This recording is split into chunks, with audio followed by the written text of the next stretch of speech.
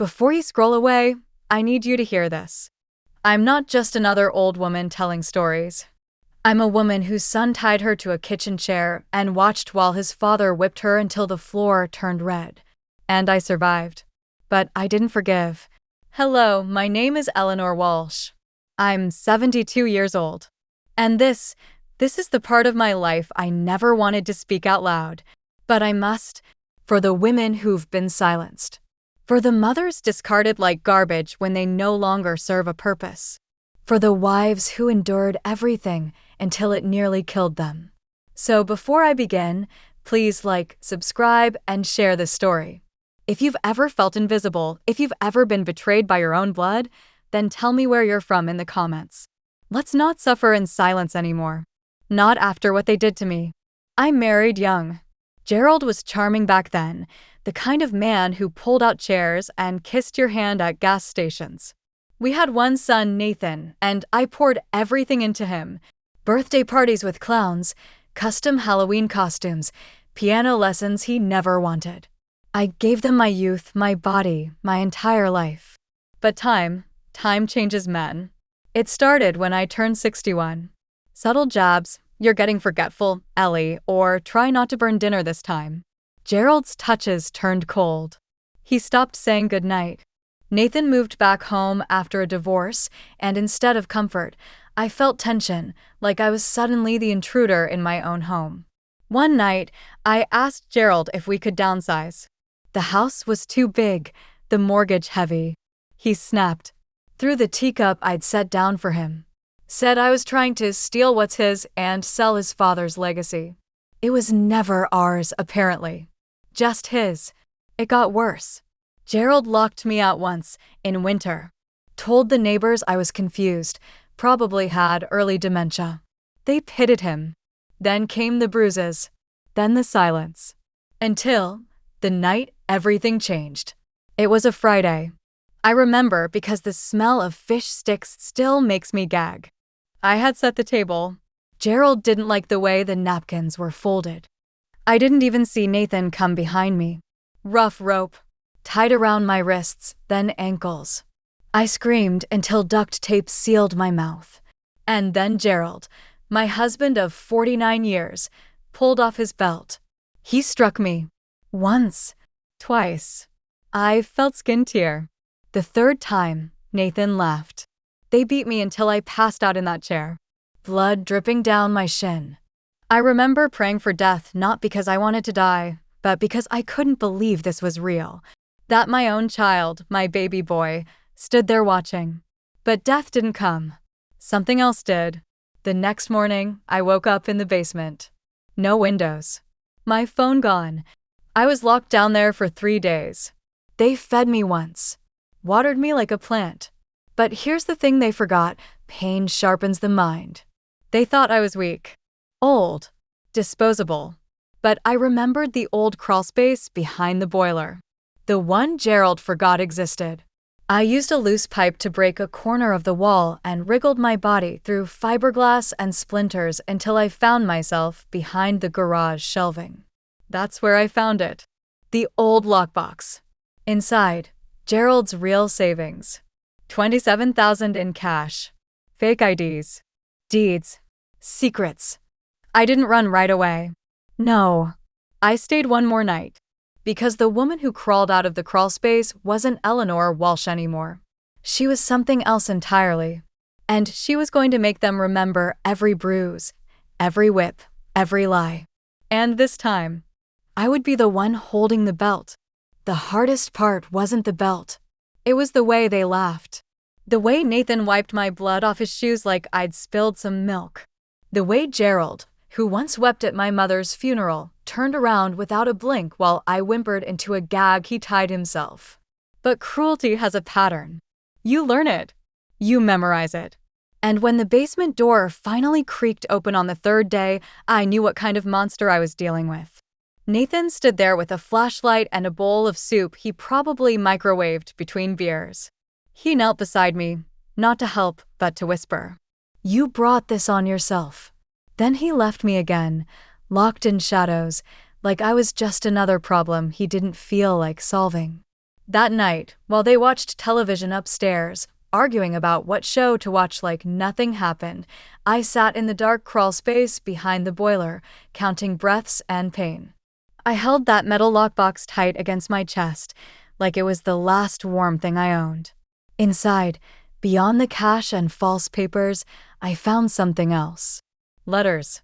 Legal papers. Copies of forged documents. Gerald had transferred my name off the house years ago. Everything was now under his name and Nathan's. They planned this. For years. My husband and son planned my erasure like it was estate management. But what they didn't know was that I had time. And rage. On the fourth night, I waited until their car pulled out of the driveway. Beer runs were sacred to them. I climbed out of the crawl space, hands trembling, back burning, but I made it to the kitchen. I found Gerald's tablet, the one he thought was password protected. He used Nathan's birthday. Predictable. There it was, loan applications. Emails to someone named Curtis about a second mortgage. They were broke. Bank accounts nearly dry. All the cash I found? Hidden from bankruptcy court. And worse, Gerald's name was flagged in a criminal complaint from 1992. Something involving a woman and coercion. He buried it, just like he tried to bury me. So I started playing along. I went back to the basement that night, cleaned myself, pretended I was broken. The next morning, I made breakfast. Waffles. Syrup. My wrists still raw. Gerald looked at me like I was a ghost. Nathan said nothing. You don't have to be afraid of me, I said. I know I pushed too hard about the house. I want things to be peaceful. Gerald blinked like a machine rebooting. We'll see how you behave. Nathan grunted something about going to check on a contractor. I watched him leave, the same way I used to watch him go to kindergarten, wondering if I'd done enough to protect him, to raise him. He turned into a man who beats his mother and sleeps like a baby afterward. That afternoon, I left a note under the floorboard in my sewing room. Just one line. If I go missing, check Gerald and Nathan Walsh. Tell them Eleanor sent you. I mailed a copy to a friend I hadn't spoken to in 12 years. By the end of that week, Gerald came into the bedroom with tears in his eyes. Not guilt, not remorse. He had found the missing money. Where is it? He screamed, grabbing my arm. You're not smart enough to hide it without help. Who's helping you?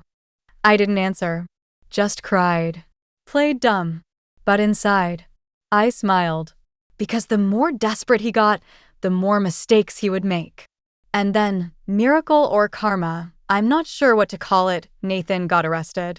Drunk driving. Hit a city maintenance truck. No one was killed, but he was caught with unlicensed firearms in the back seat. Suddenly, the family name wasn't so clean anymore. The police came knocking. Gerald broke into a sweat when he saw the cruiser. Told me to say nothing or I'll finish what I started. He didn't realize the officer was an old student of mine. Mrs. Walsh, he said gently. Are you okay? I stared at him. Then I looked at Gerald. And, for the first time in weeks, I stood tall. I'm ready to talk, I said. But not here. They took me to the precinct.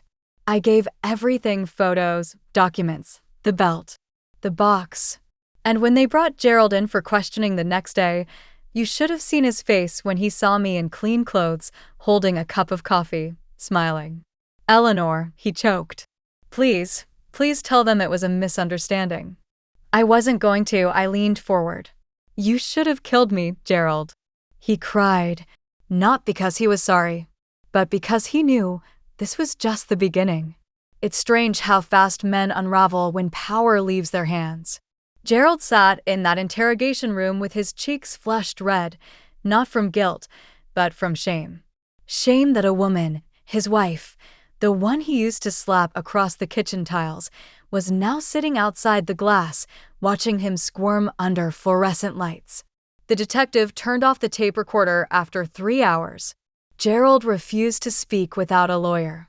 Cowardice looks ugly on a man who once whipped my back until I bit my tongue through. I didn't speak to him when they walked him out in cuffs. I wanted the silence between us to say everything. Back at the safe house, just a motel off the highway, paid for by the state, I stared at my reflection in the mirror. Purple still bloomed beneath my ribs. My hair had grayed more in the past 2 weeks than in the last 5 years, and yet, behind my eyes, I saw fire. That night, I dreamed of the chair again, the rope cutting into my skin, Nathan's voice whispering behind me. You did this to yourself. I woke up shaking. Not from fear, but from fury that he still had that power over my dreams. I needed to erase it. Burn it from my memory by burning it from my life. So I started making calls. The woman from social services tried to talk gently. Mrs. Walsh, the court system takes time. We'll need evidence of consistent abuse.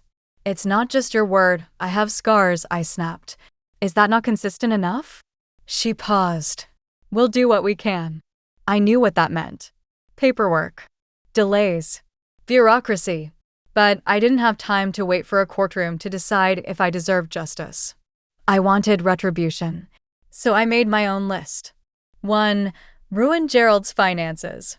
2. Make Nathan beg. 3. Never let them forget. I hired a private investigator with what was left of the money.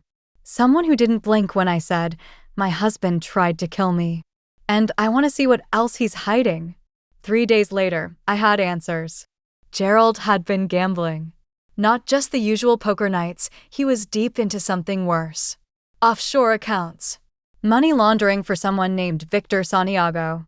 That name meant nothing to me then, but the detective said it like it was dipped in poison. More than that, he had taken out 3 credit cards in my name over the years. Fraud.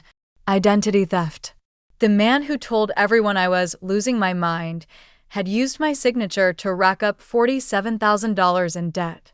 I smiled when I saw the screenshots. The investigator asked me what I wanted to do. I said, turn it all in.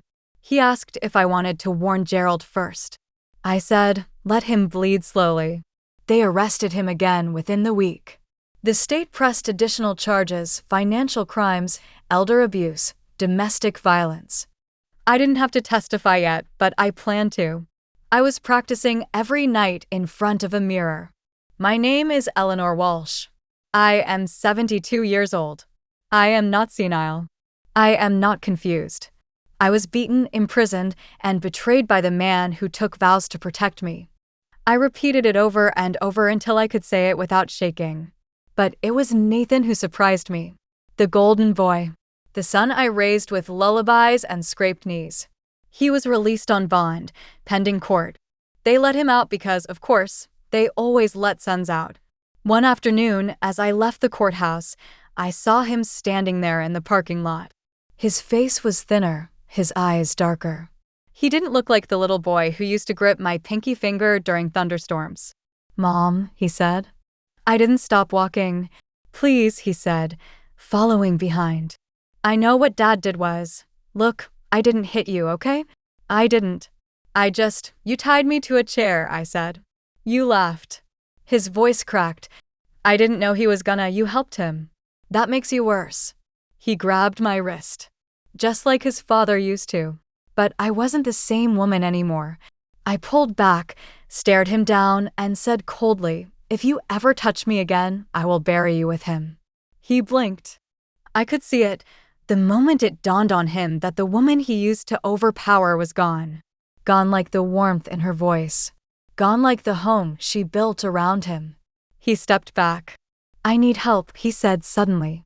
The house, they're repossessing it. The bank, Dad used it for collateral, and he laughed bitterly. I've got nowhere to go. For a moment, I felt that old instinct. The mother inside me shifted, flinched. But I buried her. You have nowhere to go? I repeated. Maybe now you'll understand what that feels like.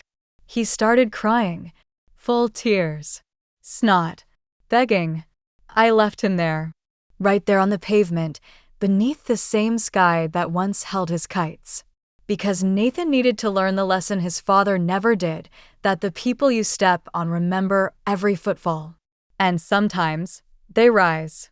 The day I went back to the house, the front gate was hanging off its hinges like it had finally given up trying to keep evil in or keep help out. It had been 3 weeks since I left in handcuffs. Not mine, his. 3 weeks since the beating stopped, since the belt was tucked away in an evidence bag instead of across my back. But that house still held ghosts. Not the floating, whispering kind. No, mine screamed. Every step into that house was like walking back through the ache. The blood stain in the corner of the kitchen had faded, but I saw it clear as daylight. That's where I fell when Gerald's backhand connected so hard I chipped a molar. I reached into my coat pocket and felt the tiny tooth fragment I'd saved. Proof. I didn't return to relive the horror. I returned for something buried. The truth. Upstairs in the attic, behind boxes of yellowing tax returns and dusty Civil War books, I found Gerald's ledger, the one he thought was clever. He'd marked everything in code, little symbols and abbreviations. But I'd been married to that man for 49 years. I could read him better than he read himself. There it was. Names, amounts, transactions. One line stopped me cold. E.W. Cleanup fee 5K, paid to Curtis S. Cleanup fee? They paid someone after what happened to me? My knees buckled. For a second I thought I might fall again, but I forced myself upright. No, not now. Not until I knew what the hell that meant. That night I didn't sleep. The detective called the next day after I sent photos of the ledger. He said they'd cross-reference the names that a Curtis S. had already been tied to suspicious activity with another domestic abuse case. But what kept me pacing like a caged animal was the realization that Gerald hadn't just beaten me. He was ready to dispose of me. And he had people who would have helped. All those times he said, "You're lucky I let you live here." He meant it literally. I stared at my reflection in the motel bathroom. There was a line down the side of my neck, now a scar, still raw. The doctor said it might fade with time. I hoped it wouldn't. That scar was my warning label. For others. That same evening, as if summoned by demons, Nathan showed up again. This time at the motel. Banging on the door like a madman. Hair wild. Eyes bloodshot. "Mom, please. Just hear me out." I didn't want to. But I needed to. I opened the door a crack. He pushed his foot into the gap. "I need money." "Try Gerald," I said flatly. "Oh wait, he's a little tied up right now." "Don't joke, Mom."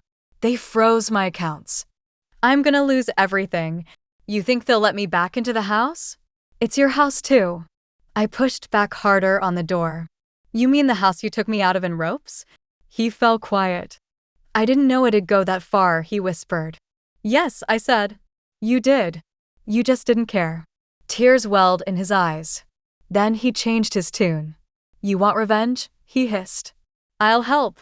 I know where Dad kept his backup flash drives. The ones with the account numbers and surveillance footage. The stuff he never wanted anyone to see. That stopped me." "Footage?" He saw my hesitation and leaned in, like a snake sensing weakness. "Let me in, Mom. I'll show you everything." I didn't. Instead, I followed him, with a recorder in my coat. He led me to the shed behind the house. Said the flash drives were hidden in an old tackle box. The same tackle box Gerald had taken on their father-son trips to the lake. I never asked what they talked about. Now I knew how to clean up a crime scene, probably.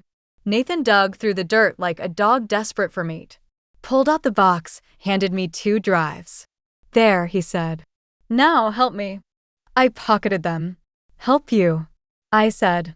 "Nathan, I'm about to help every woman who's ever been silenced by men like you." He lunged. I expected it. My pepper spray was out before he even touched me. He screamed like a child. Cried louder than I ever did. Fell to the ground, clutching his face. I looked down at the boy I raised, the man I feared, the monster I survived. And I said, calm as daylight, "You're lucky all I carry is pepper spray." Then I walked away. Back at the motel, I plugged in the drive. My hands trembled. My breath caught. What I saw changed everything. There wasn't just footage of me. There were others. Young women. Middle-aged. One old enough to be my sister. All sitting at that same kitchen table. All bruised. All terrified. Gerald had done this before. And Nathan helped him. But now the footage was in my hands. And the world was about to hear a scream. If you had told me a year ago that my husband was a serial predator, I'd have laughed bitterly and said no, he was just a cruel man, not a monster.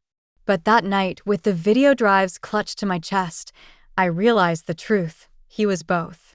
And he'd been practicing long before me. The faces haunted me. Some crying. Some whispering for help. Some too broken to speak at all. One woman wore a nurse's badge. Another had a stitched-up lip and a child tugging at her hand in the background. I paused the screen and stared at her. Who was she? Where was she now? Was she still alive? And why didn't anyone stop him? Because monsters like Gerald don't just operate alone. They rely on silence. On shame.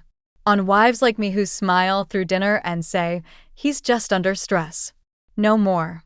I started writing down names, screenshots, dates stamped in the footage metadata.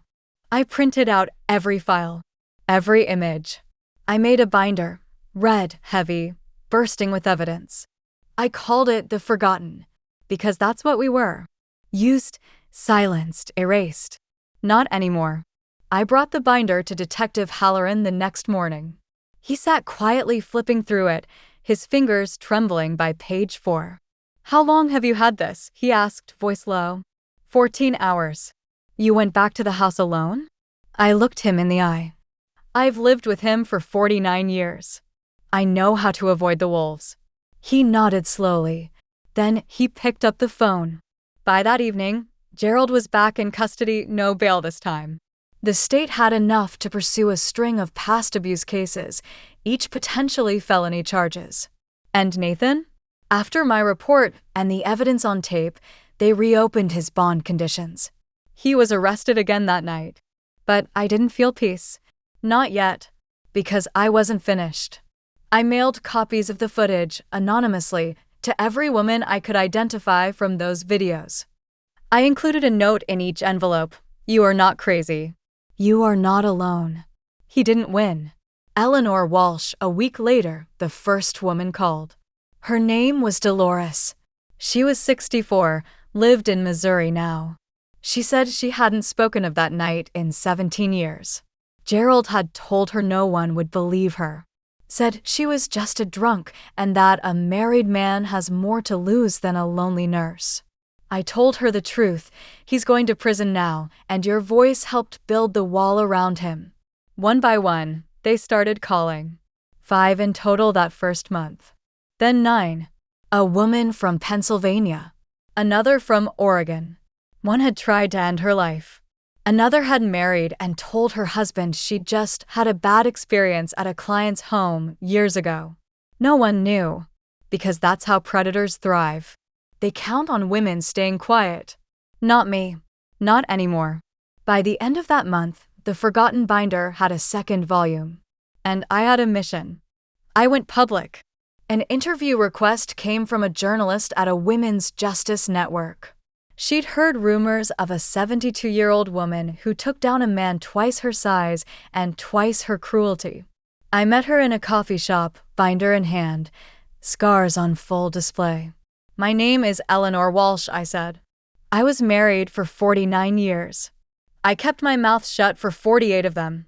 The article went viral in 2 days. Women started writing letters, sharing stories. Some hadn't told anyone before, not even their children.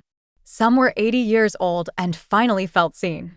Gerald's name was now a headline. But so was mine. I got threats, of course, from his old business friends. One even left a dead crow on my porch at the motel. I smiled, because if they were scared, that meant I was winning. Then came the twist I never saw coming. Nathan sent a letter from county jail. I wasn't going to read it, but I did. It started like this. Mom, I think I understand now what he turned me into. But it wasn't just him. I let it happen. I became part of it. He wrote 6 pages. Apologies, confessions, mentions of women he remembered, names I hadn't known, places Gerald had taken him, told him to watch and learn. My stomach turned. But the last paragraph? That shook me. There's one drive Dad never let me touch. It wasn't with the others. He always said, if I ever go down, this goes with me. He buried it in the crawl space under the guest bathroom. I returned to the house alone again. The walls felt heavier now, like they remembered. It took me 2 hours of digging before I found it, taped to the back of a pipe, wrapped in moldy cloth. When I opened the drive, I dropped it. I screamed. Because there, on the screen, was me. Me, tied to the chair. Me, gagged. Gerald had recorded it. He watched it. Over and over. And under that folder were dozens more. He filmed everything. Proof. Damning, sickening proof. But also power. I didn't cry. I backed it up.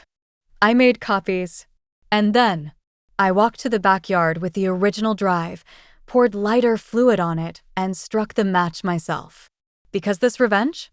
It was no longer just for me. It was for us all. There's something holy about fire. The way it purifies. The way it erases. I watched the last of the drive curl into molten plastic in the rusted fire pit Gerald once used for barbecues and beers with men who laughed too loud and looked at me too long. The flames hissed as if screaming for him, mourning the death of his secret collection. I didn't mourn. I stood still, arms crossed, smoke brushing across my skin like ghost hands, and I felt something I hadn't in years. Peace? No. Power. The kind they said women my age lose with time, with wrinkles, with silence.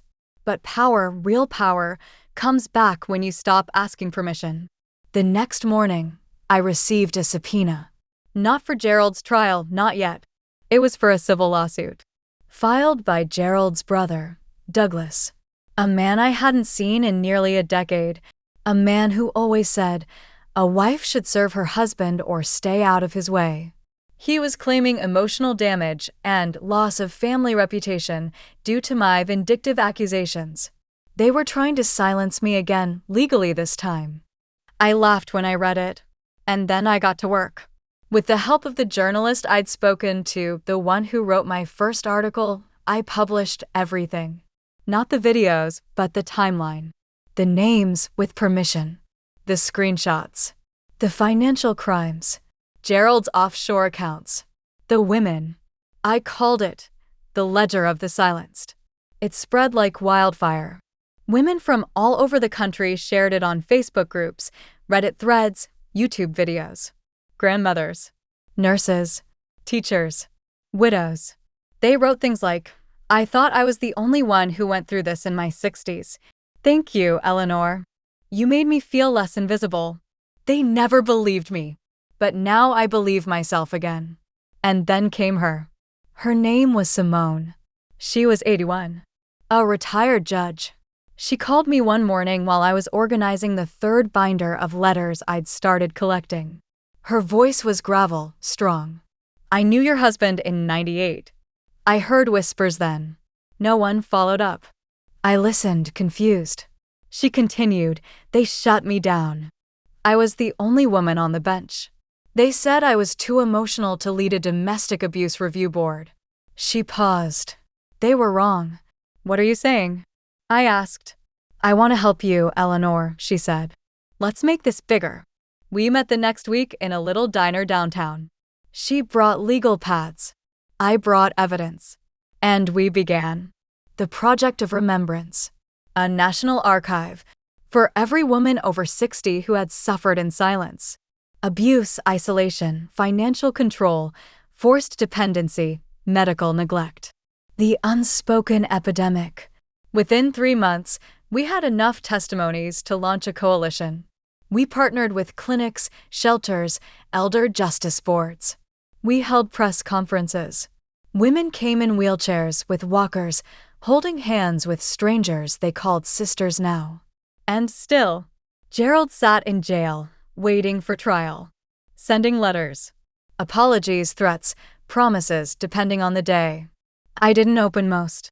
But then came his last one. The envelope was heavier. Inside was a photograph. A family portrait from 1983. Me, Gerald, Nathan. I was wearing my Sunday dress. The one he'd ripped 10 years later when I asked why he kept locking the bank statements away. Behind the photo was a sticky note. You think you've won. But blood runs thicker than shame. Gee, I nearly dropped it. But instead, I smiled. Because that's when I remembered. The house wasn't just mine by name now. It was mine legally. And the safe buried under the bedroom floor, long forgotten by both of them, I never gave back the key. That evening, I returned to the house, dug up the loose floorboards. Inside was the old steel box. I opened it, and I swear to God, I felt the earth shift. Stacks of money, bank bonds, birth certificates, deeds, titles.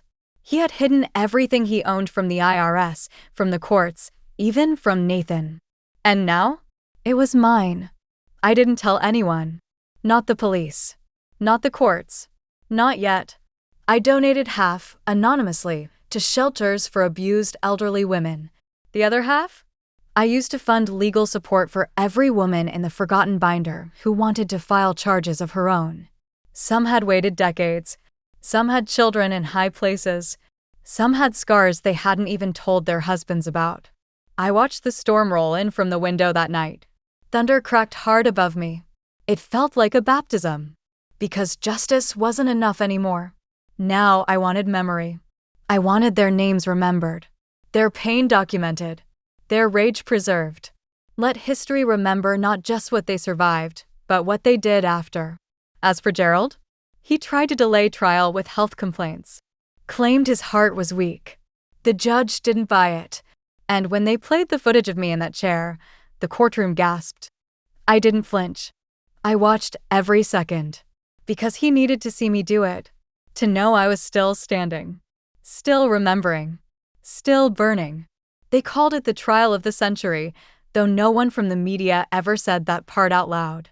But you could see it in the way they swarmed the courthouse, reporters tripping over their own wires, morning anchors suddenly remembering older women existed, the true crime podcasters whispering from the parking lot like they'd summoned a ghost. It wasn't the trial of the century because it was the biggest. It was the trial of the century because it was the most visible story no one had dared to see until now. A 72-year-old woman, battered and left for dead by her own husband and son. A ledger full of financial crimes. A collection of videos spanning decades of abuse. And me, Eleanor Walsh, sitting in the front row, spine straight, wearing the same blouse I had on the day they tied me to the chair. Let him see me. Let them all see. Gerald shuffled in wearing a tan suit that looked borrowed and sagged off his shoulders. Age had finally begun to hollow him out, and prison had not been kind. But I didn't mistake that for weakness. Monsters don't age like the rest of us, they just rot slower. He didn't look at me at first. Not until the footage played. There I was on the screen again, older, fragile, tied to the kitchen chair like garbage. I thought the room would gasp again. But they didn't. This time, they sat still. Silent. Because they knew this wasn't just about me. This was about them. Their mothers, their wives, their neighbors, their aunts. The women who walked slower now, bent with stories no one wanted to hear. Gerald's lawyer tried everything. She provoked him. She had mental instability. She was emotionally manipulative and physically threatening. They even pulled out old journal entries I had written during a nervous breakdown in the 90s. I had written, "I feel like disappearing today. I feel like nothing." They twisted it into, "She was suicidal and self-harming. How can we trust her memory of events?" I didn't flinch. Because my memory? It had been sharpened by every bruise I covered, every scream I swallowed, every lie I was forced to smile through. And then it was my turn. They called me to the stand. The bailiff helped me up the steps, though I didn't need it. I looked straight at the jury. 9 women. 3 men. Some young, some older. All of them watching like they'd never seen a woman like me before. Not just a survivor, but something more dangerous. A woman who remembers. I spoke clearly. Yes, he beat me. With a belt, mostly. But sometimes a wrench. A shoe. A phone cord. Whatever was closest. I could hear pens scratching. Yes, my son held me down once. He said he was teaching me a lesson. That I should be less mouthy. He was 37. I was 69. One juror winced. She looked down at her own hands. Yes, Gerald filmed it. He said it would be insurance in case I ever decided to go public. What he didn't realize was that tape was the thing that finally set me free. I paused, let the silence stretch. Then I turned to him. For the first time, Gerald Walsh, you spent 49 years teaching me how to disappear. I spent the last 3 learning how to become seen. I will never disappear again. And then I stepped down. When the verdict came, guilty on all primary charges and 2 counts of aggravated elder abuse, the courtroom exhaled. He was sentenced to 87 years without parole. The judge, a woman in her 50s, locked eyes with me after banging the gavel. You made history, she said quietly. No, I replied. I just told it honestly. Nathan's trial came weeks later. Not as dramatic, but just as important. He tried to plead diminished capacity. Said his father had brainwashed him. Said he was a victim too. The court gave him 12 years. Not long enough, in my opinion. But long enough for him to sit with the truth. And when he sent me another letter from prison, begging for forgiveness, asking me to let the past die, I wrote one line back. The past didn't die. You buried it. I dug it back up. I never heard from him again. But then came the most unexpected twist of all. Gerald's first wife. Her name was Loretta, 82 years old. Widowed twice. She showed up at my door one crisp morning holding a manila folder and a photo album. Thought you should see who he was before you, she said. Inside the folder were divorce papers dated 1971. In the margins, she had scribbled things. He lied about the baby. He hit the dog. He threatened to burn the car. He always had that rage, she told me. I just couldn't prove it back then. No phones. No witnesses. I ran one night with my baby and never looked back. That baby? Her daughter. Gerald's first child.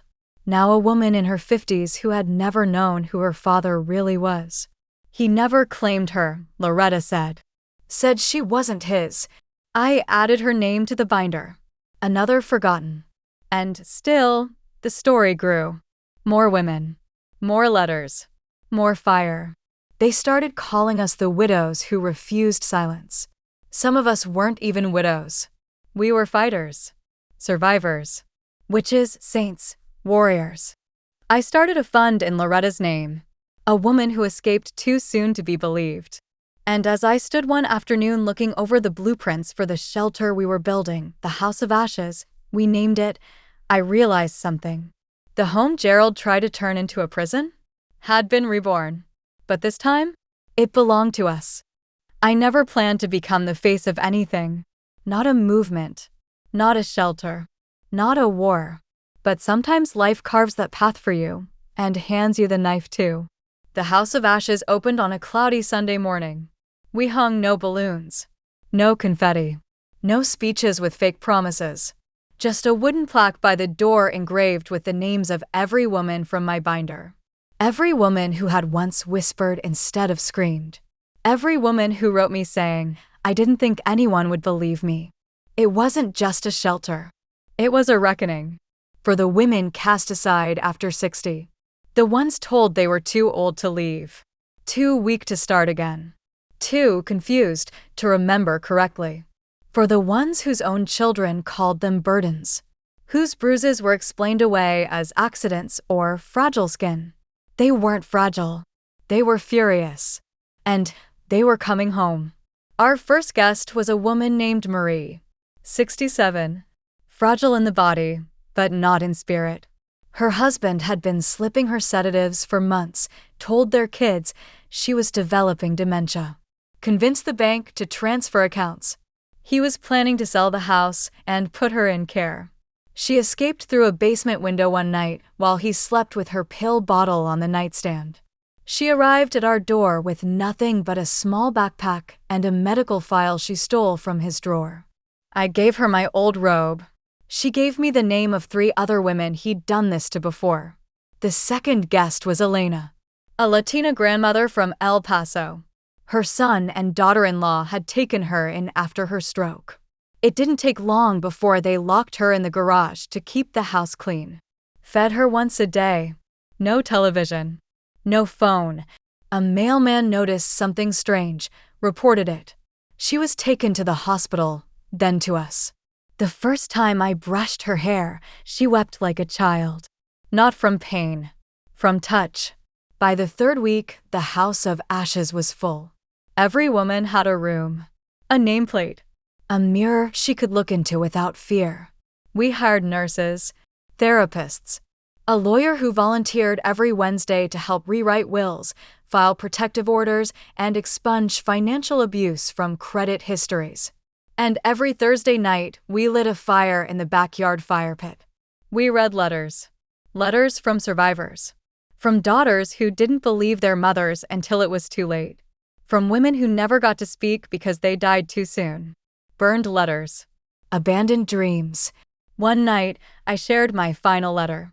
The one I wrote to Gerald but never mailed. I stood before the women, knees stiff, voice steady. You told me I'd never survive without you. You told me no one would believe me. You told me pain made me yours. But I survived. I was believed. And now? I belong to no one but myself.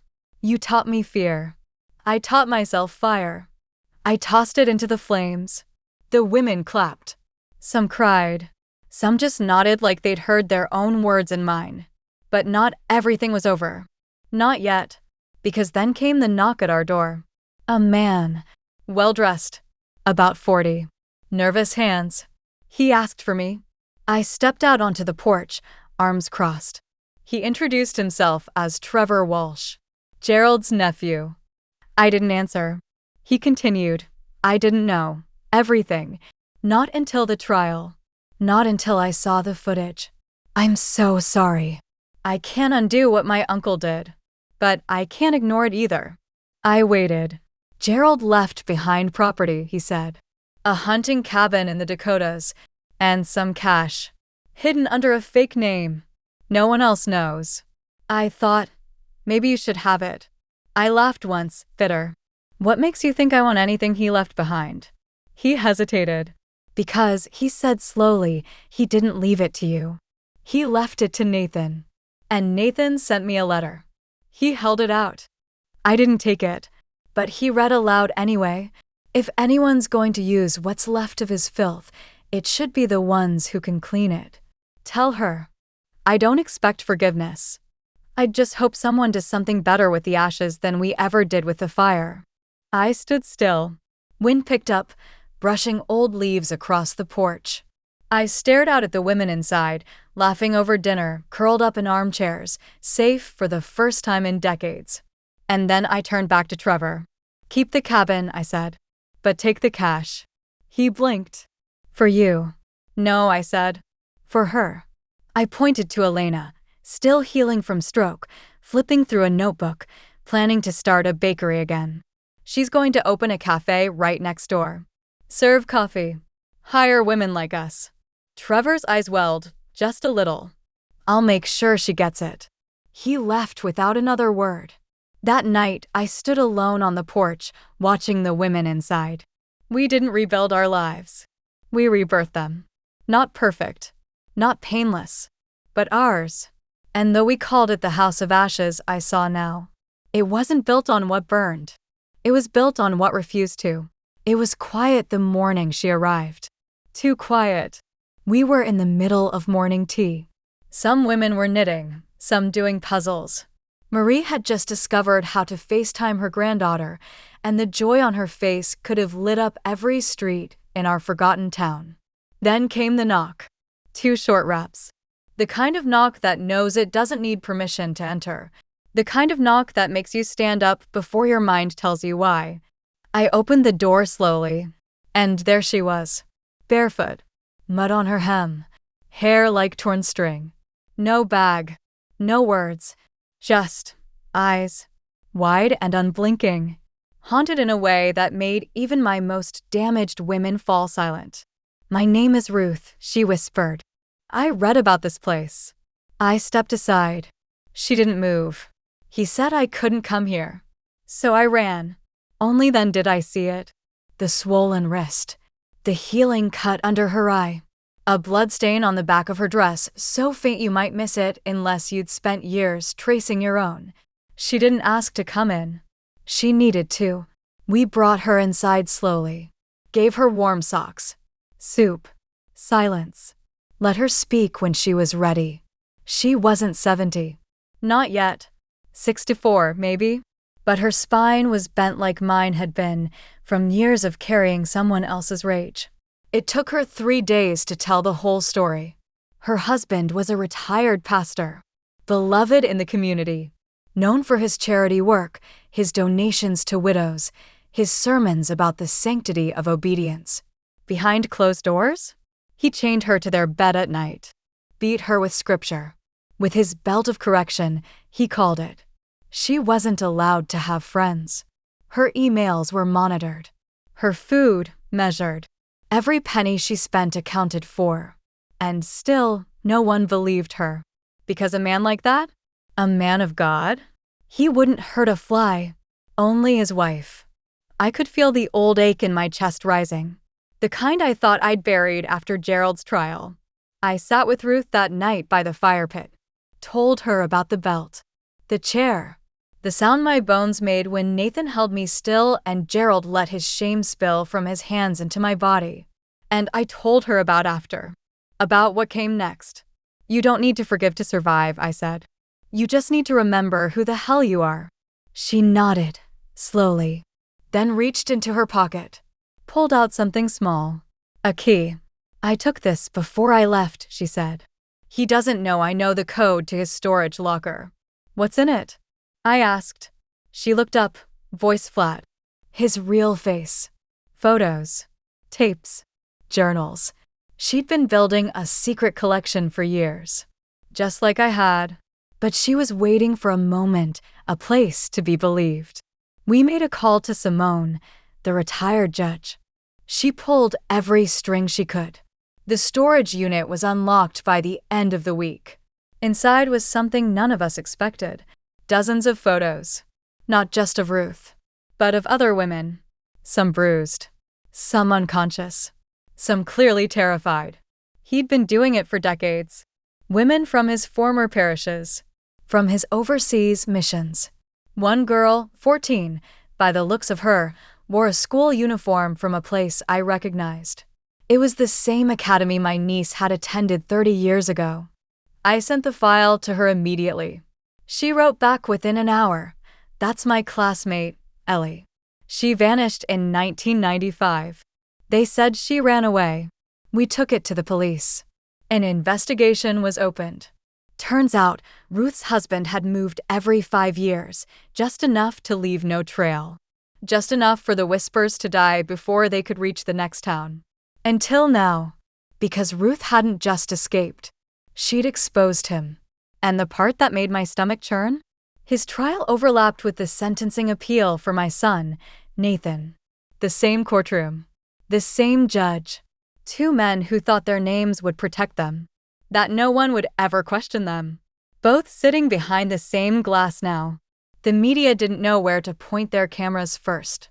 2 stories. 2 generations. One truth. Women remember. After the story broke, our shelter phone rang nonstop. We had to expand. Again. I hired 2 of the women to help run the place full-time. Marie became our admin. Turns out she was a bookkeeper back in her 30s, long before she became a prisoner in her own home. Ruth? She became our director of intake. She could spot a lie in a second, hear truth in silence. She never raised her voice. But when she said, "You're safe here," even the most broken women believed her. One night, as I sat out back, watching smoke curl into the dark, Ruth sat beside me. She placed a flower on the fire pit stone. "What's that for?" I asked. She didn't look at me. For Ellie, she said. Then another flower. For me. Then one more. For the woman I used to be before I thought love meant bleeding quietly. We sat in silence after that.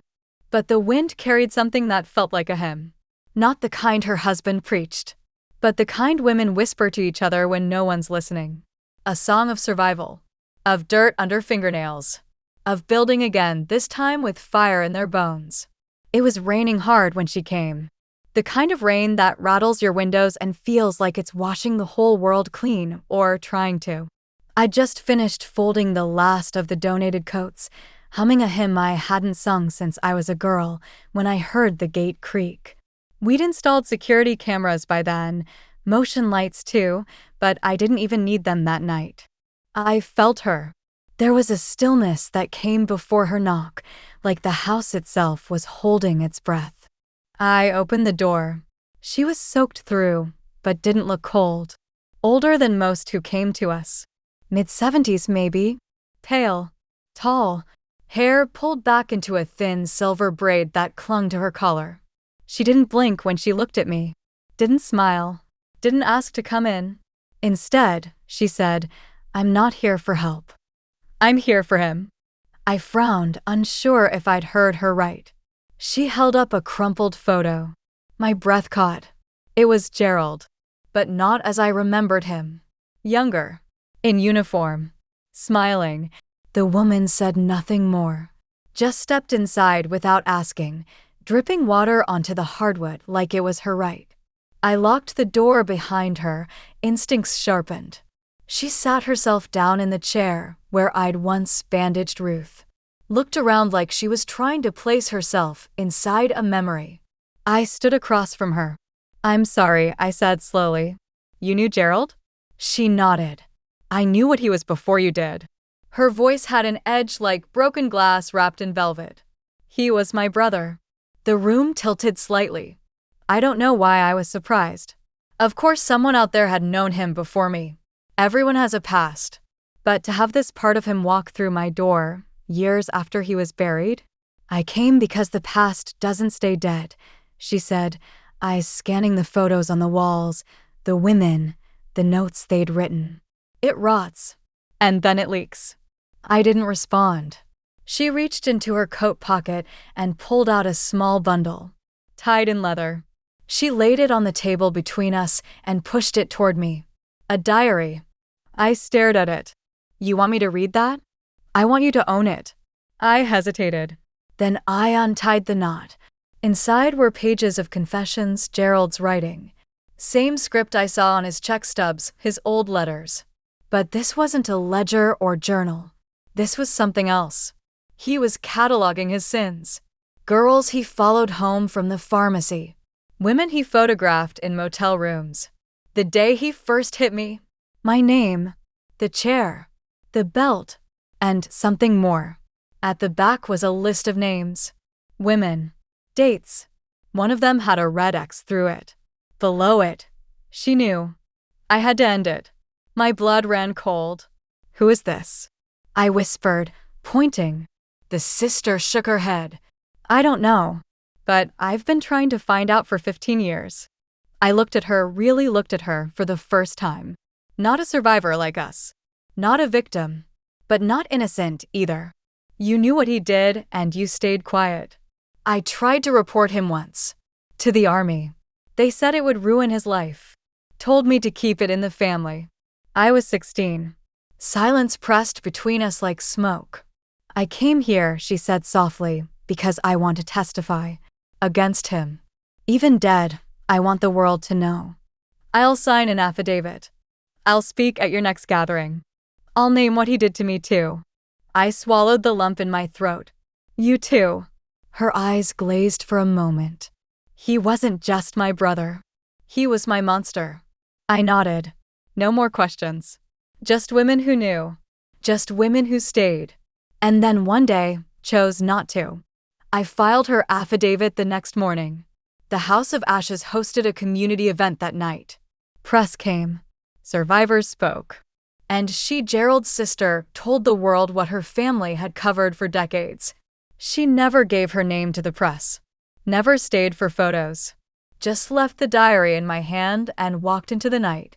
I never saw her again, but I kept her story. And the diary? It now lives in a locked drawer in our entryway, right beneath the plaque that reads, "For every woman who was told to forget." There's a room in the house of ashes no one speaks in. We call it December. It's not because of the cold, though it always seems draftier than the rest, no matter how high the thermostat climbs. It's not because of the quiet, though silence clings to its walls like ivy. It's called December because that's when she came. And that's when everything changed again. Her name was Ingred. She was 74. And unlike the others, she didn't knock. She came escorted by 2 uniformed officers, one male, one female, both uneasy. It was early morning. I was making tea when I saw their car through the blinds.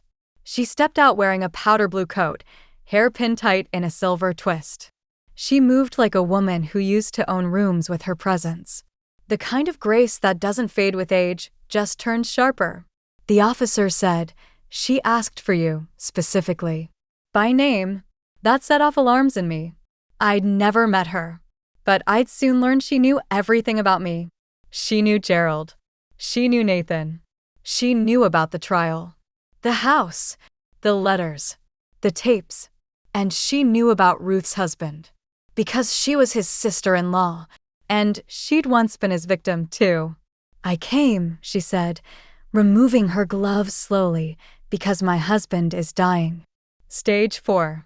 Liver failure. And he's trying to make peace. He thinks if I find you and offer you what he has left, maybe he'll go clean." I said nothing. "Not yet." She continued. "He owns 3 houses, all paid off. He wants to donate them. To you. To the house." I still said nothing. She finally looked at me, really looked. "I know what this sounds like. A trap. A guilt offering. Maybe it is. But if it puts roofs over heads, does it matter?" I studied her. She wasn't shaking. She wasn't begging. She was bargaining. "How long did you stay with him?" I asked. She blinked. "Once. 46 years.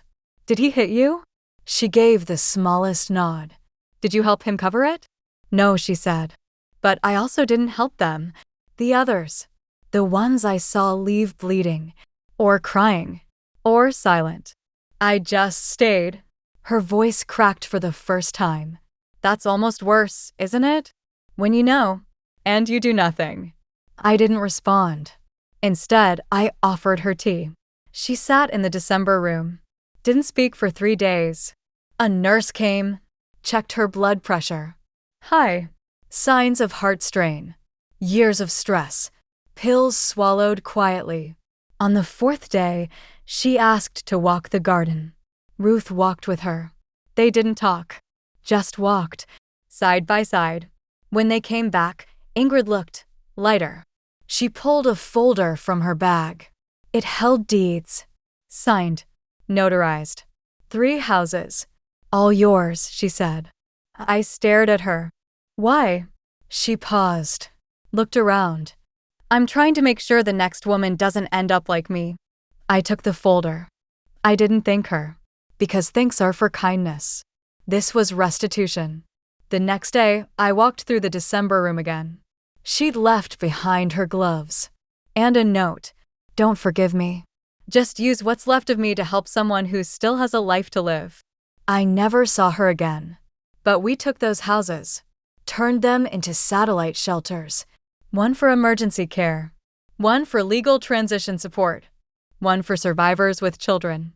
And we called the first house December. Every woman who stays there knows why. Knows it's a house bought by silence, but paid forward with truth. Sometimes survival isn't just crawling out of the fire. It's building something from the ashes that burn others less. The day the bank called, I thought it was another scam. You know the ones, they always sound too polite. Too crisp. Always address you like you're some soft, clueless woman who's never paid a bill without a man's help. But the voice on the other end wasn't trying to sell me anything. He was asking for help. Mrs. Aldridge, he said, I'm calling about a mortgage notice on a property once owned by your late husband, Gerald Aldridge. I went still. That property was signed over years ago, I said. It's not my concern anymore. There was a pause. Then he lowered his voice. Ma'am, the name on the emergency contact? The one trying to prevent foreclosure? It's your son. My stomach turned so hard I had to grip the counter. Nathan? I asked, even though I already knew. He's trying to secure a loan, but he needs a cosigner. Or someone willing to take on the lien temporarily. I let the silence settle, thick and sour. The last time I saw Nathan, he'd had his hands wrapped around my wrists, holding me down so Gerald could beat me bloody with his belt. That same belt that left welts across my ribs, bruises that purpled then blackened, and a small fracture in my left arm I had to wrap with a dish towel for 3 weeks before someone noticed. He was 17. Strong enough to kill me. And if he hadn't gone to prison for what happened after, he might have. You said he listed me as what? I asked. Emergency contact. I laughed. That laugh surprised me. It wasn't bitter. It wasn't even angry. It was just empty, like a hallway with no doors. Tell him I said no, I replied. Tell him I'm dead. The banker stammered. Ma'am, with respect, this could severely impact his life. I cut him off. So did mine. And I hung up. Later that evening, Ruth found me on the porch. You all right? She asked. I nodded, just thinking about how the past doesn't knock anymore. It just barges in and asks for favors. I didn't tell the women right away. Didn't want to shift the mood. The house was thriving now.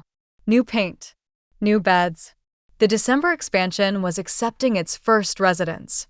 Our counselor, Maya, a young social worker who reminded me of what I might have become had life not cracked me open, had just launched our trauma art therapy program.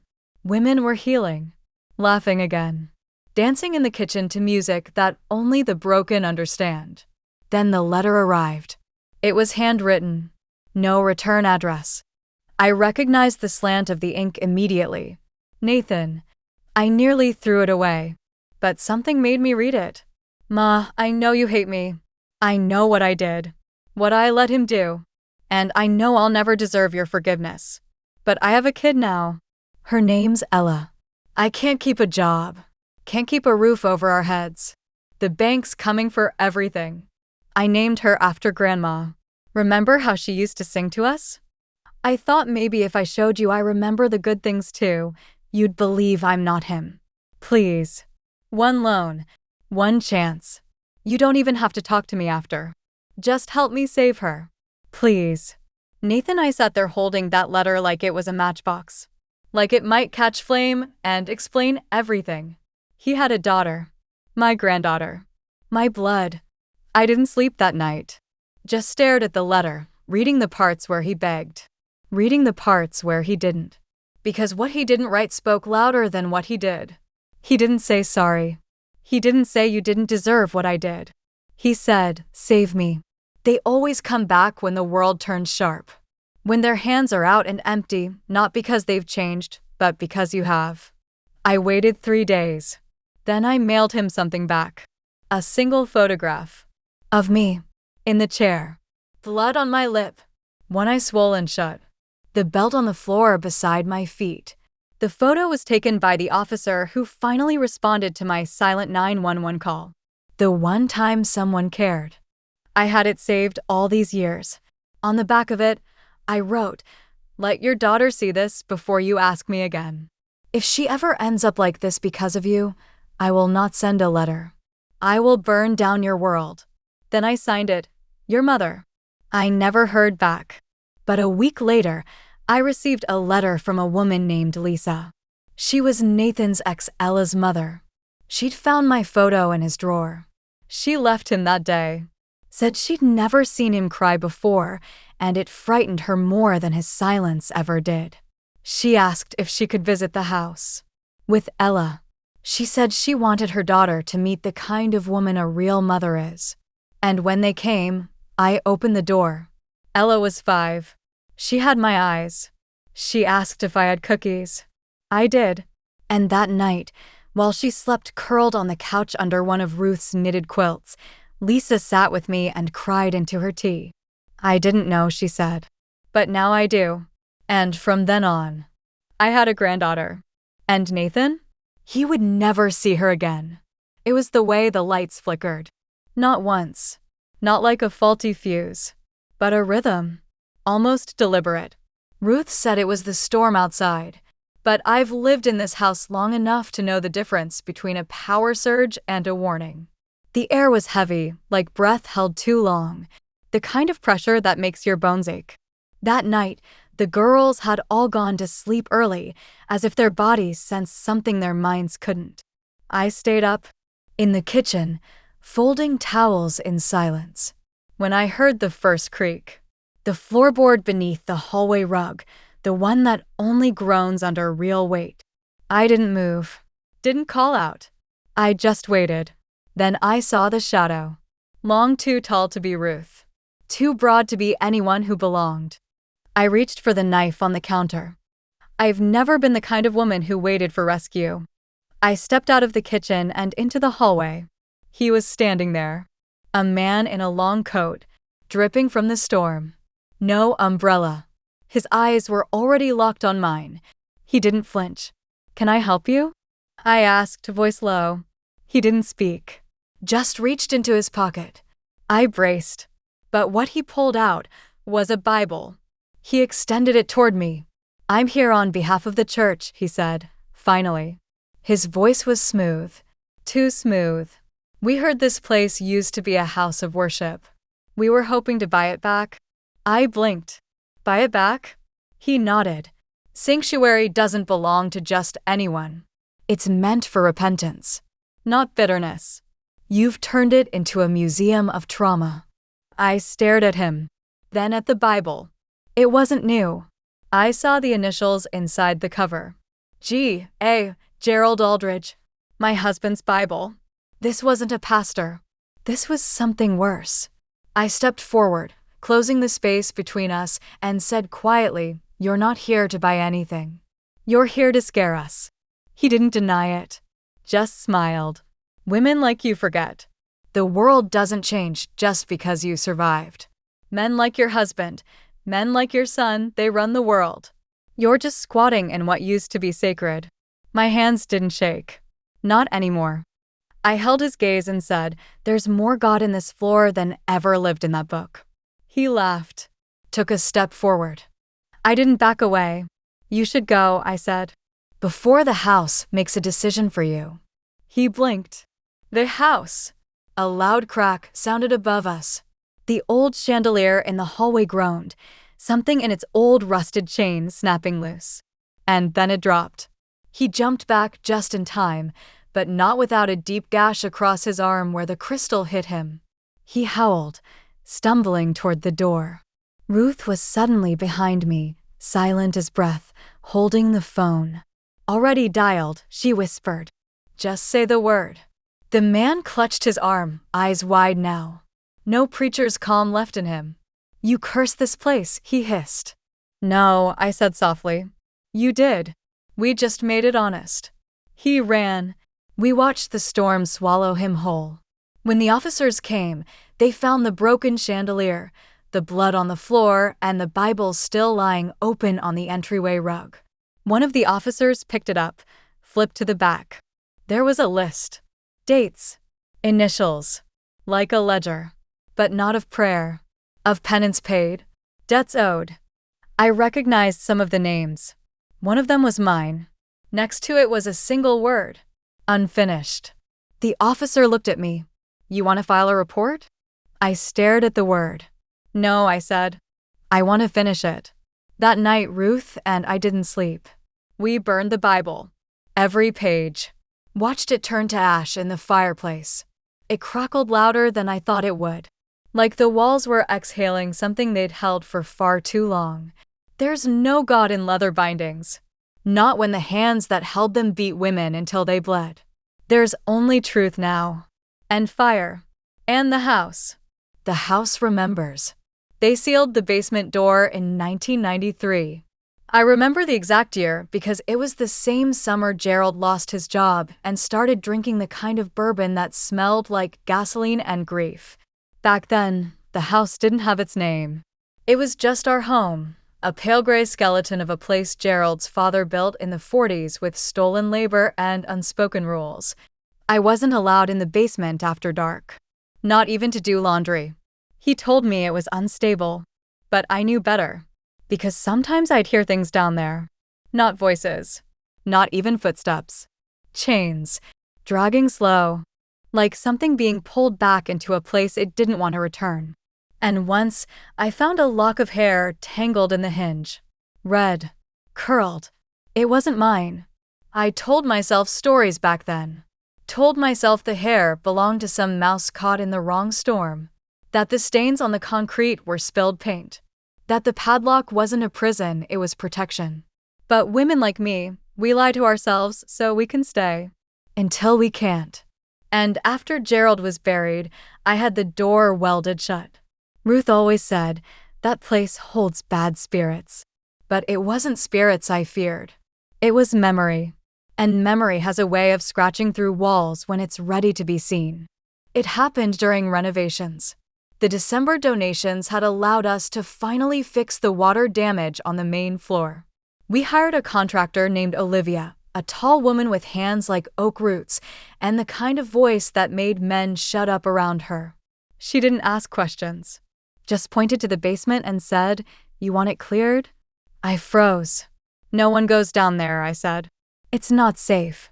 But that night, I changed my mind because we'd just welcomed a new guest. Her name was Marlene, 67, former librarian. Came to us with bruises so deep they looked like ink spilled on skin. Her husband was a deacon. Her son? A deputy.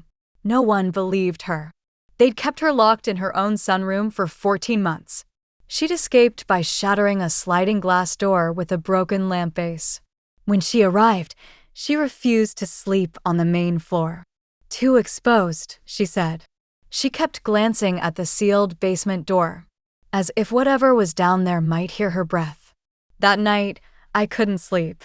So I walked the halls, and I stood in front of the basement, and I touched the welded hinges, and I listened.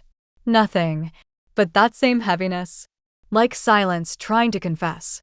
So the next morning, I asked Olivia to cut the weld. She hesitated. "You sure?"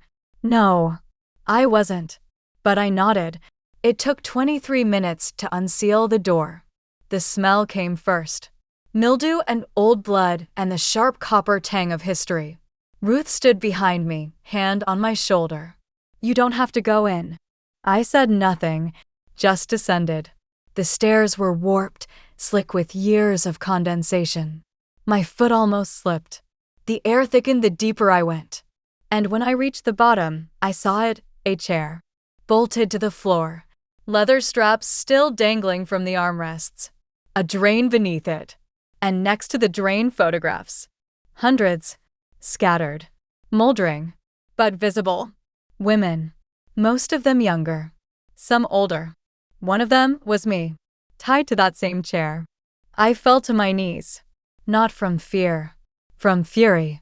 I had no memory of that photo. But someone took it. Which meant someone watched. More than once. Behind the chair, Olivia found a box. Inside, a stack of journals. Written in Gerald's handwriting. But it wasn't a man's journal. It was a ledger. Each entry dated. Labeled. Some with names. Some with numbers. Some with phrases like, "Too loud." "Sedated." "Didn't bleed enough." "Remembers." "Must repeat." I sat on the cold floor and opened one journal. The final entry read, "She won't leave. But if she ever does, basement gets welded." No one must know what she knew. My breath caught. Because the date was exactly 2 weeks before he died. He knew I would outlive him. He feared it. That night, we burned every journal. We burned the photographs. Except the one with me in it. I kept that. Put it in a frame. Hung it in the hallway. No one asks about it. But every woman who walks by it stops. They know. They don't need explanation. The chair in the basement is gone now. We tore it out, poured fresh concrete, sealed it with our own hands, but we didn't cover the floor entirely. We left one crack open, so the house never forgets. Because forgetting is how monsters return. And I swear to you, there won't be another Gerald. Not while I breathe. 3 days after we sealed the basement, I got a letter. No name, no return address. Just my first name, Eleanor, written in a child's handwriting. It came with a drawing inside. A stick figure woman in a red dress. A belt drawn in thick black crayon next to her. A smaller figure beside her, crying. And above them, one word, sorry. I showed it to Ruth, who pressed her lips tight. That your son again? She asked. I shook my head. This one's from his daughter, Ella. The grandchild I never asked for but could never stop thinking about. I hadn't seen her in 6 months. Lisa, her mother, had moved out of state to start fresh. We'd kept in touch, but barely. She said she didn't want her daughter growing up in a house full of ghosts. I didn't blame her. But that drawing, it haunted me. So I called Lisa. When she picked up, her voice was hushed, shaken. Eleanor, she said before I could speak. I didn't send the letter. What? Ella didn't draw that. She's been with me all week. The silence that followed felt like falling down an elevator shaft. I stared at the drawing again. The red crayon looked off, like the color of dried blood. Lisa was still talking. I didn't want to scare you, but Nathan's been trying to find her. He showed up at her school last week. Said he was there for a family meeting. They called security. Did he get to her? No. But he's asking questions. About you, too. After we hung up, I sat with that letter for hours. The child's handwriting. The tears. The belt. Nathan never was a boy who cried, but he'd been a boy who knew how to manipulate pity. And somewhere along the way, he learned to weaponize innocence. That night, I loaded the gun. I kept it in a small lockbox beneath the tea tins, where no one in the house could reach it by accident. It wasn't for show. It was for war. We'd been fighting one since the day Gerald called this house his own. I didn't sleep. Just sat on the porch with the gun across my lap, like my grandfather used to do back on his farm in Kentucky when he heard coyotes in the trees. At 3:47 a.m., the motion lights clicked on. A figure stumbled across the driveway. I raised the gun, and then froze. It was Nathan. Barefoot. Soaked. Limping. His left hand was bandaged with duct tape, and one side of his face looked like it had been punched in. He stopped when he saw me. Didn't even flinch at the gun. Ma, he rasped. I'm not your mother, I said coldly. You killed her. He fell to his knees and began to cry. I've got nowhere left. They took everything. I kept the barrel steady. Who? The ones Dad owed. The ones he never paid back. I thought he was a monster alone, but he worked with others. He sold things, Ma. People. Footage. My stomach twisted. I remembered the camera in the basement. The blinking red light. I thought it was part of the old furnace system. He kept going. I burned the house down. Our old one. Thought if I destroyed it, they'd stop coming. But they want me to pay now. They said if I didn't bring them you, they'd kill Ella. I stepped forward slowly, gun still pointed. You're lying. He shook his head, eyes wide. I swear. On her life. You already risked her life once. He dropped to the porch floor, sobbing. I don't want forgiveness, he choked. I want protection. I've got nowhere to go. I lowered the gun, only for a second. Then I stepped around him and opened the door. Come in, I said. He crawled in like a wounded dog. Once inside, Ruth was waiting. Her expression unreadable. We sat him in the kitchen, gave him water, bandaged his hand properly. Then I leaned in close. You remember that chair in the basement? I asked. His eyes widened. The one Dad used? No, I said. The one you held me down in.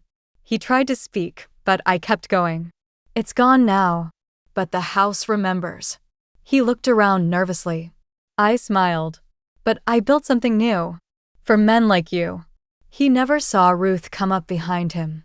Never saw the needle. The sedative worked fast.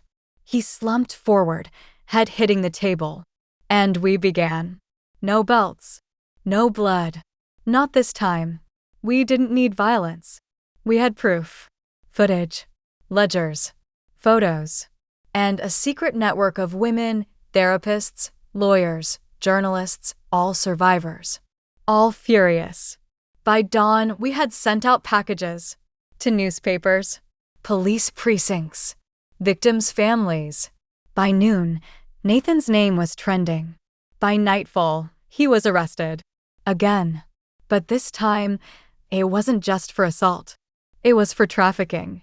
And Gerald? Even in death, he would burn. Because his empire of rot was unearthed brick by brick. And I sat in my chair on the porch, cleaned my gun, and watched the world finally listen.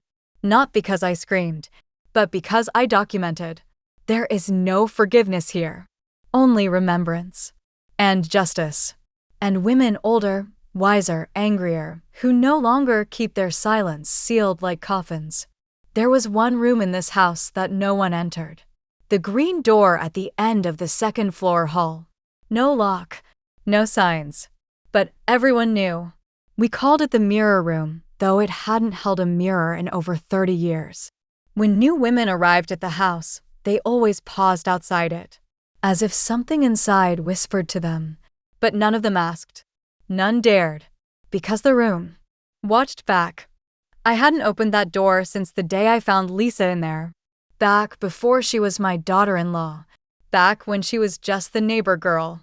16, bleeding from her lip, eyes hollow like storm drains. She'd run into the house barefoot, rain pouring, screaming that Nathan had dragged her behind the barn. She locked herself in that room. Said it was the only place she didn't see his face. When I finally convinced her to open the door, she collapsed in my arms. We burned the mattress she'd curled up on, tore down the curtains, boarded the windows. But we left the room empty. Not as punishment. As warning. But now, after Nathan's arrest, after Gerald's name had been gutted in headlines, after the basement had been sealed with truth instead of silence, I stood in front of that green door again. And I turned the knob. The air inside was colder than the rest of the house. As if time had folded itself into corners, refusing to move on. The walls were still pale yellow, the paint curling like old skin. In the far corner, a single chair. Upholstery faded, but still firm. I stepped inside and sat. And I remembered something I hadn't allowed myself to in decades. The last time Gerald hit me in this room. He hadn't used a belt that time. He'd used words. Sharp ones. Cutting deep. He said no one would believe me. That I was too old to matter.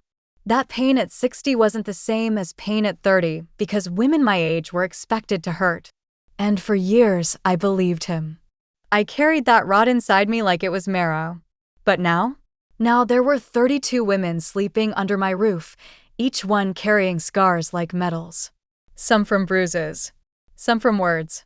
Some from cold silences that stretched across years like nooses. And we had become something else. We weren't just survivors. We were record keepers. One of the women, Petra, 69, former court clerk from Ohio, had started building a case wall in the common room. Names, dates, testimonies, photos. Like the FBI, but run by women in bathrobes with hot tea and titanium spines. We weren't waiting for men to save us. We were archiving the truth they buried. One night, Marlene found a folder Gerald had hidden behind the furnace. Inside were letters. Some from men, others from women. Thanking him. For what? For silencing complaints. For disciplining the disobedient. For handling messy wives. One letter was from a retired judge. Another from a sheriff. We didn't send those to the police. We sent them to his widow. And watched the news implode. They called it the House of Reckoning. They said we were vigilantes. Witches. Liars. until survivor after survivor stepped forward. Some local, some from across the country. Even a woman from Germany who said Gerald had visited during church mission trips in the 80s. She remembered his voice, his smell, his hands. She remembered the leather belt. Exactly as I had. The mirror room became something new. A place where women could speak to the ghosts and not be interrupted. We turned the walls into message boards. They wrote letters. To abusers. To daughters they lost. To versions of themselves that never made it to 60. We covered every inch with ink and grief and fury. And not one mirror. Because when you've been made to watch yourself suffer for so long, sometimes healing begins in the absence of reflection. Sometimes you heal by rewriting the room itself. One night, a woman named June came in. She hadn't spoken aloud in 7 years. But she took a marker and wrote across the ceiling, "You cannot bury a woman in her own silence. She will rise through the cracks you left behind." And we wept. All of us. Together. Because it was true. This house was no longer haunted. It was holy. Not the kind Gerald would have built, but the kind we bled for, fought for, and now, guarded. The door to the mirror room stays open now. Always. And every woman who walks past it leaves a word behind. One woman. One truth. A sentence at a time. And not one of those words asks for forgiveness. They say the fire started in the kitchen. But I know better. It started in me. Let me tell you how a flame is born in a woman over 60. It doesn't come from matches. Or gas leaks. It comes from the moment you decide your fear no longer serves you. It comes from the day you stop asking if you're too emotional, too old, too late. It comes from betrayal so deep, it turns your heart into a furnace and your spine into steel. And it burns everything that tried to make you small. That's what happened on a Tuesday morning, a few weeks after Nathan's arrest. The house was quiet. Too quiet. Ruth had gone into town with Marlene and June to deliver documents to the lawyer handling our class action suit against the state shelter board. Most of the women were in the garden or resting. I was in the kitchen, steeping my tea, when I heard it, glass shattering. I rushed toward the back. The garden door had been broken, smashed from the outside. Boot prints tracked mud across the floor. I followed them slowly, heart thudding. They led to the hallway. Toward the green room. Toward the open door. I didn't call out. I didn't panic. Because fear doesn't live here anymore. It dies at the threshold. Inside the room, the air was heavier than usual. And on the far wall, beneath the words, beneath the scrawled confessions and names, someone had painted something new. A red X, spray paint. Fresh. And beneath it, in capital letters, "These whores will burn." I didn't scream. I walked back to the kitchen. And I locked the doors. Called Ruth. No answer. Called the sheriff. Voicemail. Then I heard the gas click on. The stove burners. 1, 2, 3. All lit. But no flame. Just hissing. He was still in the house. And he wanted me to smell my own ending before it came. I moved silently, like I'd done years ago when Gerald would roam the halls drunk with the belt still in his fist, looking for someone to bleed on. But I wasn't afraid. I was angry. And anger is smarter than fear. I grabbed the fire extinguisher, an iron skillet, and the small key to the cellar we rarely used. Whoever he was, he knew the house. Knew its layout. Its cracks. But he didn't know me. Didn't know what I kept in the cellar. The backup generator, the circuit breaker, and the kill switch for the gas. I flipped it. Silence. Then footsteps upstairs. Fast. Heavy. I climbed quietly, room by room. He was in the hallway now, looking for the blast that never came. And then I saw him. Not a man. A boy.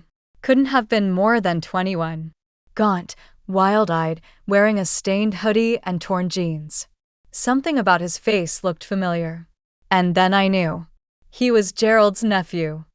I remembered him at family barbecues, always watching the women.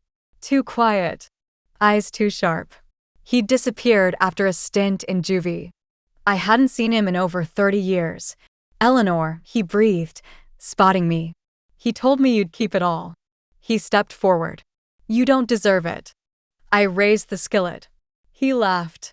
You gonna hit me with a pan, Grandma? No, I said softly. I'm gonna document you. He blinked. And the flash went off. A hidden camera mounted just above the stairs caught his face perfectly. Then Ruth's voice came over the house intercom. We've got the sheriff. He's watching this live. His face drained. I smiled. We don't burn anymore, I said. We record. We rebuild. We survive. He tried to run, but the door locked automatically. Ruth had upgraded the security. He was trapped. Within minutes, police arrived. Guns drawn. Cameras rolling. This time, everyone saw what came for us. And this time, we weren't the ones on fire. He screamed about Gerald. About inheritance. About men losing their place in the world. They dragged him out screaming. But it was the last scream the house would ever hear. The fire? It never caught. But it lit something in us. We rebuilt the kitchen, repainted the mirror room, and started an archive. Not just names. Testimonies. Every woman who came through wrote hers. Typed or whispered. Drawn or sung. And we preserved every word. Because when you're erased long enough, survival becomes an act of rebellion. We were rebels now. Old, fierce, unshakable. And I swear to you, you can try to burn us. But we'll rise from the ashes and build with the bones you left behind. They stopped calling me Eleanor the day the story hit national news. Now I was her. The widow who fought back. The survivor who exposed the network. The old woman who didn't break. But there was a name none of them said out loud. Not the news. Not the sheriff. Not even the women in the house.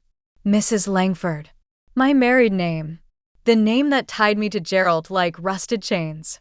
The name printed on mortgage papers, hospital forms, police reports filed and never followed up.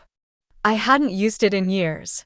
But it was everywhere, etched on walls, bank accounts, legal documents, arrest warrants for my son, land deeds stained with blood and silence.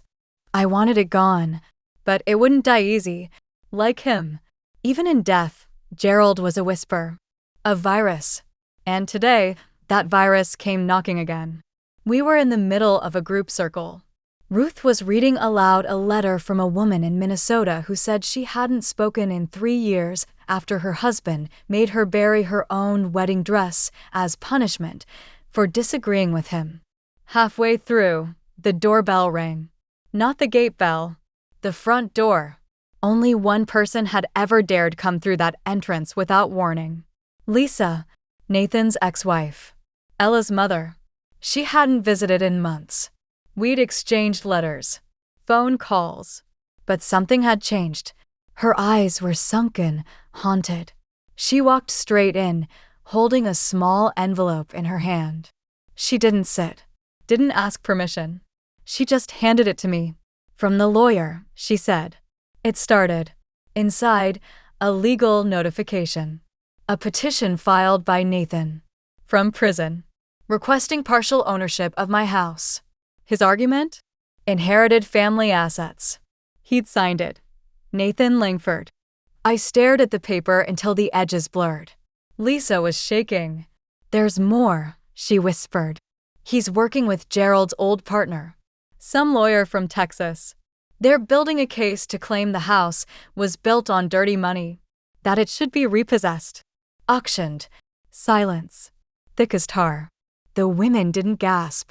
They didn't cry. They'd all seen this move before.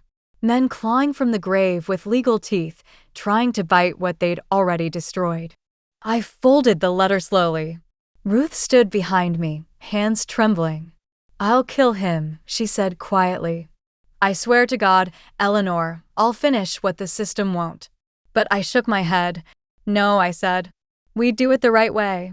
Because this was bigger than us now. This house wasn't just brick and wood. It was precedent. And they wanted to steal it. They wanted to erase the only place that said you matter, even now. So we fought. We went public. Again. But this time with faces, names, testimonies. We created a campaign, her house, her rules. Women from all over the country sent in stories, video, audio, letters, photographs, all with one shared ending. Mrs. Langford doesn't live here anymore. That name, that cursed married name. We put it on trial. Lisa testified. So did I. So did 3 former officers who admitted they were told to ignore complaints under Gerald's name. When the judge asked me what the house meant to me, I looked him in the eye and said, "This is the only place where women over 60 are seen as something other than too late. You try to take that? You're not repossessing property. You're burning history." The courtroom fell silent. Then a woman in the back stood up. Petra. And she said, "I'm 72. And this house taught me how to write my name again." Then another woman stood. Then another. Soon, every seat held a woman standing, silent, fists clenched. The judge ruled in our favor. The house was ours. Irrevocable. Permanent. We cried that night. Not from fear, but from release. The kind that only comes when the thing that tried to kill you knocks and you slam the door in its face. And from that day forward, the green door stayed open. The house stayed protected. And I went to the county clerk the next morning. And I erased the name Langford from every file, every license, every signature. My name is Eleanor. Just Eleanor. And I will never carry a man's shadow again. It was the night before Thanksgiving. Cold. Windy. A storm clawed at the windows like it wanted in. We were gathered in the dining room. 20 women, 3 volunteers from out of town, and Ella, who had come home from college with a new haircut and sharper eyes. It was the first time we'd all been in one room since the trial. And it felt strange. Like we were waiting for something. I didn't cook much anymore. My niece hated me, but tonight, I'd made my grandmother's cornbread stuffing. The same kind I made the first year Gerald forgot my birthday and hit me for bringing it up. Back then, I'd cried into the mixing bowl. Tonight, I stirred it without blinking. "Are we really safe now?" Ella whispered to me. I looked around the table. Ruth was pouring cider into chipped mugs. Petra was laughing at a joke no one heard. Lisa was folding napkins like they were sacred cloth. And for a moment, I believed we were. Until the knock. Hard. Deliberate. Twice. The kind of knock that demands attention. Everyone froze. We didn't expect guests. Not this late. I walked to the door myself. And when I opened it, there he was. Nathan. Not in prison orange. Not in chains. Wearing a coat too thin for November, with eyes that didn't belong to the boy I once raised. For a second, I thought it was a ghost. Then he smiled. "Mom." My stomach turned. He wasn't supposed to be out. There were years left on his sentence. But the news came fast behind him. Early release on a technicality. Overcrowded prison. Behavior points. America's favorite magic trick. Make the monster disappear from courtrooms and reappear at your front door. He stepped inside. Uninvited. Everyone stood. Silent. Tense. But Nathan didn't look at them. Only me. "Nice place," he said, glancing around. "Dad would have hated this." He was right. Gerald had built his empire on silence and fear, and here stood its grave. "I'm not staying long," Nathan said. "I need help." The word sounded poisonous coming out of his mouth. He pulled out papers from his coat. Crumpled, damp. Loan applications. Rejected business ventures. A notice from the bank. He looked thinner. More desperate than defiant. "They're going to take everything," he whispered. "I have nothing left. I just need a little to start over." I didn't speak. He unfolded one last paper. A loan agreement. With my name typed at the bottom. "You're my mother," he said. "You have to help me." The silence that followed felt like the house itself was holding its breath. Behind me, someone whispered, "Don't." but I stepped forward, took the paper from his hands, and I read it. Every word. The fine print. The lie disguised as plea.